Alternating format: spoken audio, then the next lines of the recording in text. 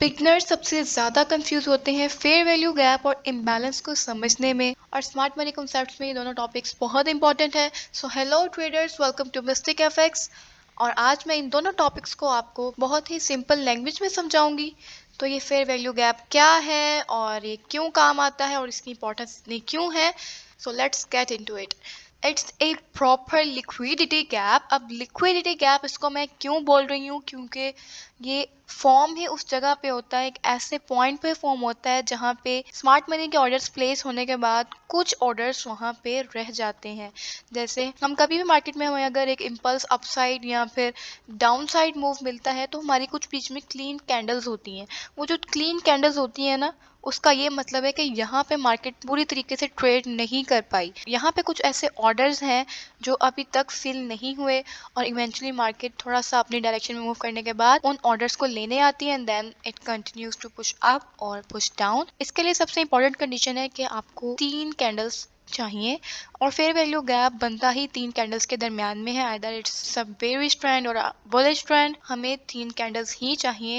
And the second question is कि market में इनके इंपॉर्टेंस क्या है। इंपॉर्टेंस ये है कि जाहिर बात है जब मार्केट में स्मार्ट मनी की एंट्री हो गई, उनके कुछ ऑर्डर्स जैसे मैंने यहाँ पे बताया कि फिल नहीं हुए और मार्केट एक सर्टेन पॉइंट तक मूव करने के बाद उस जोन में आती है वापस उन ऑर्डर्स को फिल करने के लिए। और जब मार्केट उस जोन में आएगी, कंफर्मेशन कैंडल देगी, और वो वाला पॉइंट जहाँ पे स्मार्ट मनी ट्रेडर्स एंट्री लेते हैं, and that's why fair value gap बहुत इंपॉर्टेंट होता है। एंड फॉर डीप अंडरस्टैंडिंग हम इसको कुछ एग्जांपल के साथ समझते हैं। So here are 2 examples, one is for the bullish trend and one is for the bearish trend. यहाँ पे 3 कैंडल्स हमें दिख रही हैं और कैंडल्स का स्ट्रक्चर कुछ भी हो सकता है। इट्स नॉट इंपॉर्टेंट कि आपको एज इट इज ही स्ट्रक्चर मिलेगा मार्केट में और आप उसको फेयर वैल्यू गैप कंसीडर करेंगे। फेयर वैल्यू गैप में आपने सबसे पहले देखना है कि जो इसकी कैंडल नंबर 1 है, अगर मैं इस कैंडल को कैंडल नंबर 1 मार्क करती हूँ और इस कैंडल को कैंडल नंबर 2 और इसको candle number 3, so these are are 3 candles. हमने देखना है कि हमारी जो फर्स्ट कैंडल है उसकी विक और बॉडी दोनों में से कोई भी चीज हमारी थर्ड कैंडल को टच नहीं करनी चाहिए। तो इवेंचुअली इससे क्या होगा कि हमारी जो सेकंड कैंडल है वो अनटच रह जाएगी।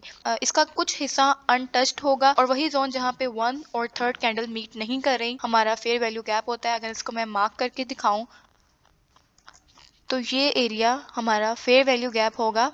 And same goes for the down side. हमें यहाँ पे 3 कैंडल्स में अगेन आपका स्ट्रक्चर कुछ भी हो सकता है and we are not restricted to see the structure something over here. Candles किसी भी तरह की हो सकती हैं, ये स्ट्रक्चर जरूरी नहीं है कि आपको मिले। इस कैंडल को मैं अगर कैंडल नंबर 1 कह दूं और इसको candle number 2 and this is our candle number 3, तो ये हमारी 3 कैंडल्स हैं। As you guys can see कि ये वाली जो कैंडल है इसकी विक और बॉडी दोनों में से कोई चीज हमारी थर्ड कैंडल से टच नहीं हो रही और इसकी वजह से हमारी जो सेकंड कैंडल है इसका कुछ हिस्सा अनटच्ड है and that zone is our FVG.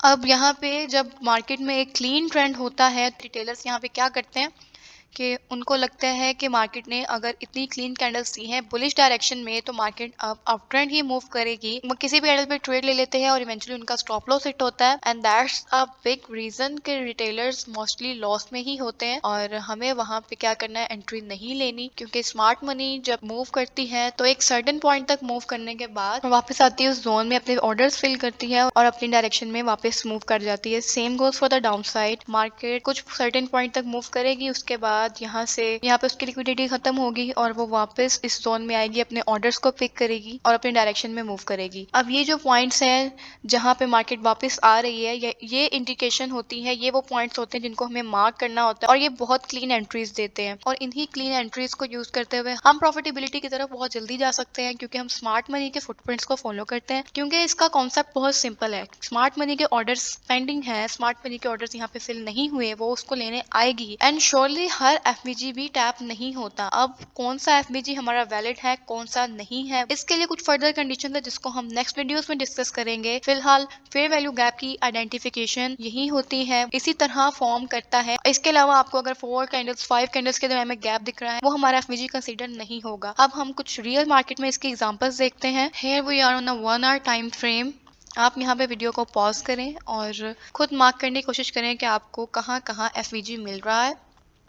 Now let me spot some FBGs. सबसे पहले मुझे एक एफबीजी यहाँ मिल रहा है क्योंकि यहाँ पे हमारी फर्स्ट कैंडल थर्ड कैंडल से टच नहीं हुई और ये जोन हमारा अनटच्ड रहा है and you guys can see कि मार्केट ने इसको यहाँ पे फिल किया। और अपने ट्रेंड के डायरेक्शन में मूव किया। इसके अलावा ये एक एफवीजी है, लेट मी जूम इन।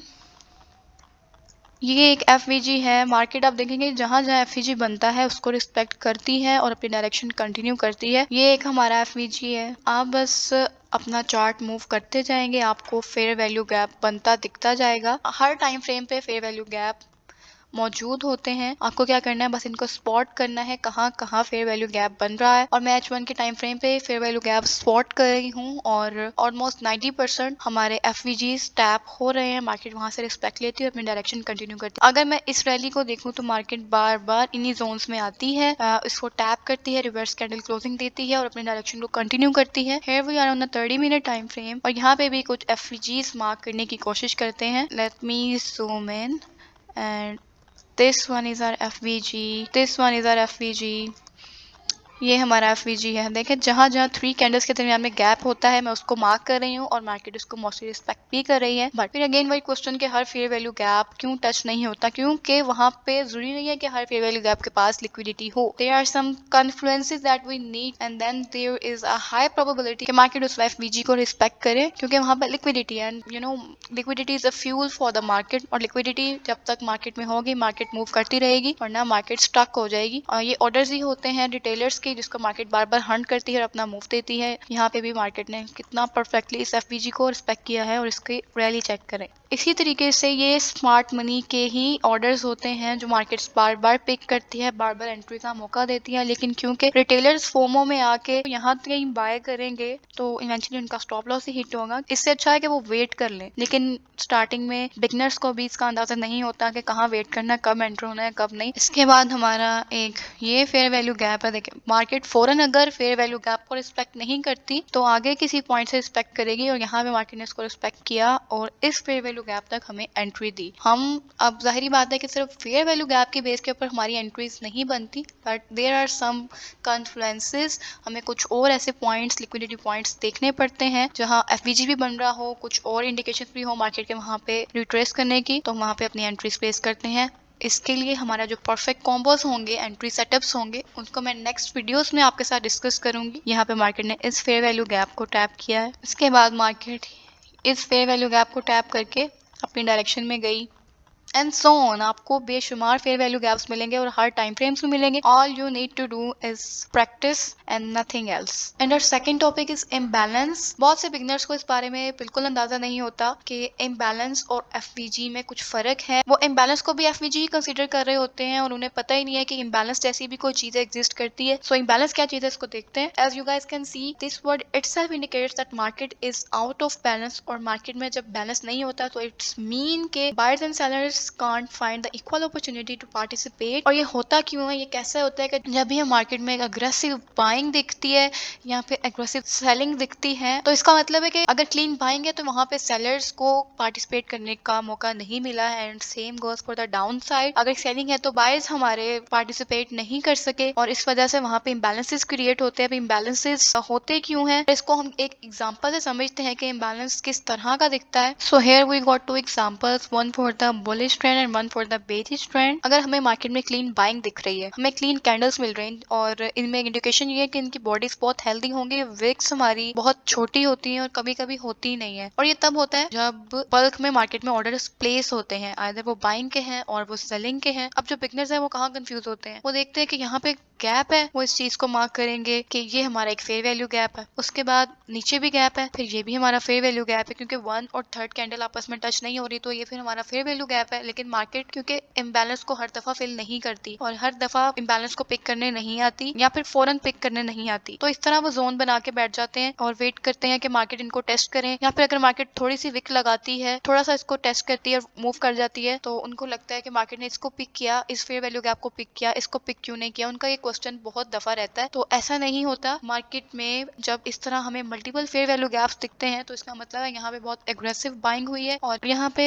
बहुत ज्यादा ऑर्डर्स अभी फिल होना बाकी है। इस वजह से हम इनको इम्बैलेंस बोलते हैं, क्योंकि यहाँ पे मल्टीपल गैप्स होते हैं और हम इनको फिर इस तरह अलग अलग मार्क नहीं करते। हम इसका एक ही जोन बनाएंगे और इसको एक ही तरीके से ट्रीट करेंगे कि ये सारा जोन हमारा इम्बैलेंस है। अब वो 4 कैंडल्स की कंडीशन नहीं है, इसमें हमारी 6 से 7 8 जितनी भी कैंडल्स हैं, अगर वो इस तरह मुसलसल गैप बनाते हुए जा रही हैं तो हमारा इम्बैलेंस ही कंसीडर होगा। और इसी तरीके से अगर डाउन साइड पे मार्केट हमें क्लीन कैंडल्स दे रही है, उनकी बॉडीज काफी हेल्दी हैं, तो इसका भी रीजन सेम है कि मार्केट में एग्रेसिव सेलिंग हो रही है और यहाँ पे कुछ ऑर्डर्स फिल नहीं हुए जिसकी वजह से विक्स नहीं बनी, क्लीन कैंडल्स हैं। और यहाँ पर भी हम अलग अलग एफवीजी मार्क करके हम ये नहीं कह सकते कि मार्केट में मल्टीपल एफवीजीज बन रहे हैं, किस एफवीजी को पिक करेगी और किसको नहीं, क्योंकि रिटेलर्स इसी वजह से मोस्टली अपना पैसा लूज करते हैं, क्योंकि वो इसको एफवीजी की तरह ट्रीट करते हैं and there is less probability कि मार्केट हर इम्बैलेंस को फिल करे। और हमें इस पे किस तरह इसका एंट्री मॉडल क्या है, क्या सिनेरियो होता है, इसके लिए हम नेक्स्ट वीडियोस में बात करेंगे। I will make another video, a detailed video on it, और हम इसको भी इस पूरे जोन को मार्क करेंगे और इसको इम्बैलेंस की तरह ट्रीट करेंगे। इसका मतलब ये है कि एक बल्क में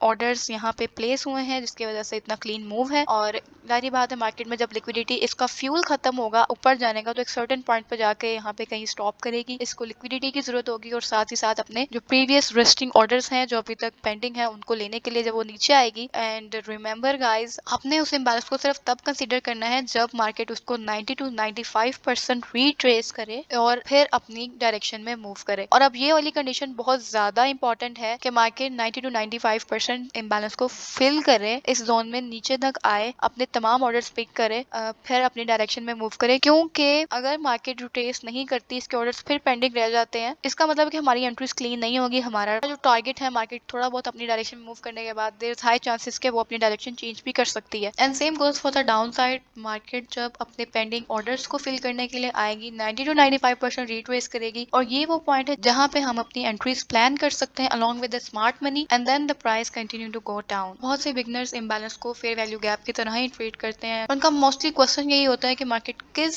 फेयर वैल्यू गैप को रिस्पेक्ट करेगी। यहाँ पे सिर्फ प्रॉब्लम ये होता है कि उनको आइडेंटिफाई नहीं करना आ रहा होता कि क्या चीज इम्बैलेंस है और क्या फेयर वैल्यू गैप है। तो हम इनको रियल चार्ट्स पे देखते हैं कि इम्बैलेंस हमें कहाँ कहाँ मिलता है। सबसे पहले तो मुझे यहाँ पे ये एक इम्बैलेंस मिल रहा है, मार्केट ने यहाँ पे इतना बड़ा और क्लीन कैंडल्स में गैप छोड़ा है, और जो बिगनर्स हैं वो इसको एक अलग एफवीजी मार्क कर लेंगे इसको भी, और देखें मार्केट ने इसको सिर्फ यहाँ पे रिस्पेक्ट करना है। मैं यहाँ पे अगर होती तो यहाँ पे मैं एंट्रीज प्लान नहीं करती अनटिल अनलेस के मार्केट यहाँ तक रिट्रेस करती और यहाँ पे मुझे रिवर्सल कैंडल देती, and then I would be comfortable to execute my trades with confidence. के बाद हमारे पास यहाँ पे एक इम्बैलेंस है, इसको हम मार्क करेंगे।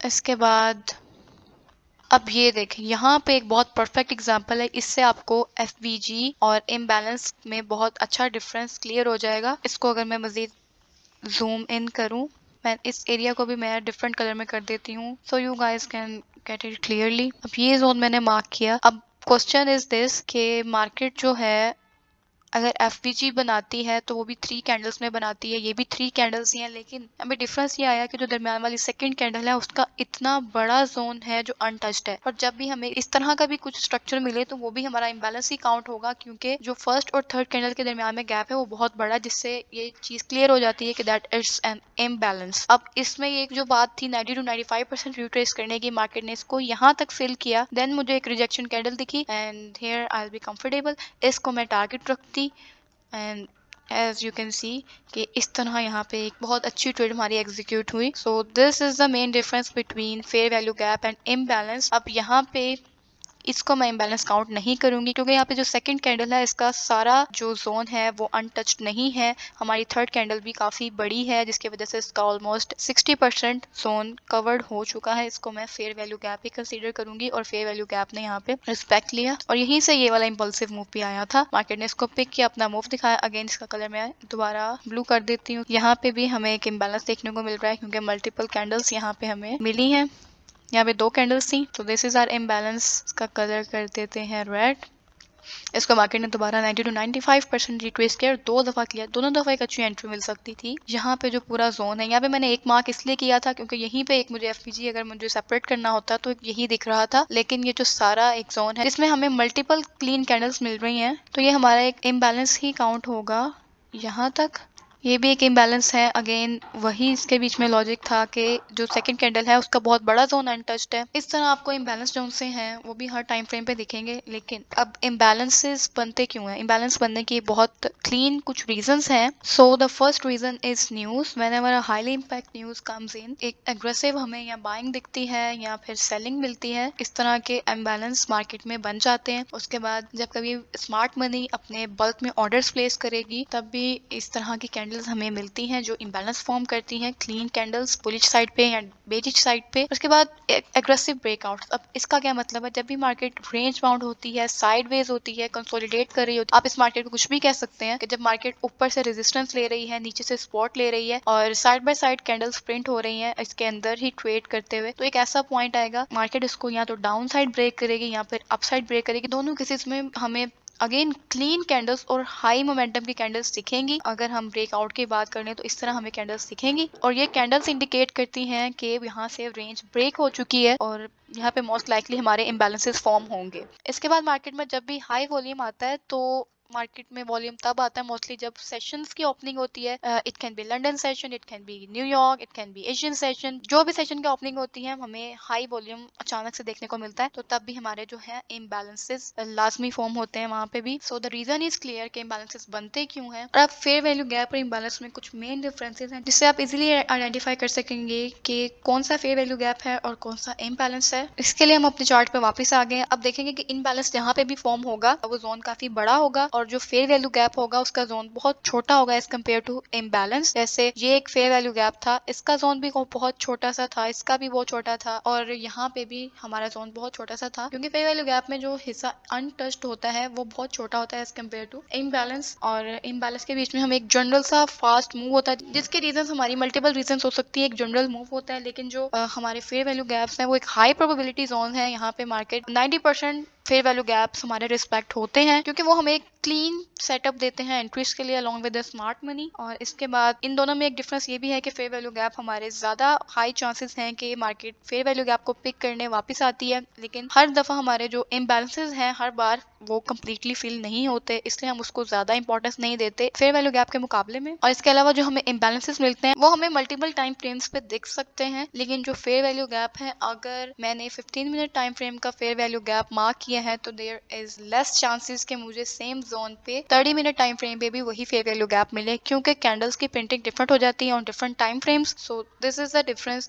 Let's take an example. अगर मैं 5 मिनट के टाइम फ्रेम पर जाऊं, लेट्स से मैं यहाँ पे एक फेयर वैल्यू गैप को मार्क करके देखती हूँ। लेट्स से मैंने यहाँ पे एक फेयर वैल्यू गैप को मार्क किया। Now I will move to the 30 minute time frame. This was the zone I marked on 5 minute time frame as, but as you guys can see यहाँ पे candles की printing different हो गई है और उसी जोन पे फेयर वैल्यू गैप नहीं है। लेकिन हम इसको अगर बढ़ा दें तो ये एक 30 मिनट टाइम फ्रेम का फेयर वैल्यू गैप बन जाएगा जो कि 5 मिनट की 3 से 4 कैंडल्स को कवर कर रहा होगा। तो वहाँ पे स्ट्रक्चर डिफरेंट हो जाएगा, यहाँ पे डिफरेंट हो जाएगा, लेकिन इम्बैलेंस में ऐसा नहीं होता। हमें डिफरेंट टाइम फ्रेम्स पे वही इम्बैलेंस ऑलमोस्ट दिख रहा होता है। And this is also a big difference between imbalance and FVG. आपने ख्याल करना है कि जब भी आप इम्बैलेंस को ट्रेड कर रहे हैं तो आपने ये चीज लाजमी देखनी है कि 90 to 95% उसको रीटेस्ट करे, देन आप अपनी एंट्रीज प्लेस करें और मुझे कमेंट सेक्शन में बताएंगे कभी आपने इम्बैलेंस की वजह से अपने स्टॉप लॉसेस हिट करवाए हैं कि नहीं। This is it for this video and I hope कि आपको इम्बैलेंस और फेयर वैल्यू गैप के दरमियान डिफरेंस काफी हद तक क्लियर हो चुका होगा। और मैं अपने नेक्स्ट वीडियो में फेयर वैल्यू गैप या इम्बैलेंस के साथ ब्रेक ऑफ स्ट्रक्चर का परफेक्ट एंट्री सेटअप्स आपके साथ शेयर करूंगी। For that do subscribe to my channel और अगर आपको वीडियो पसंद आई हो तो वीडियो को लाइक करें। Stay tuned for the next video.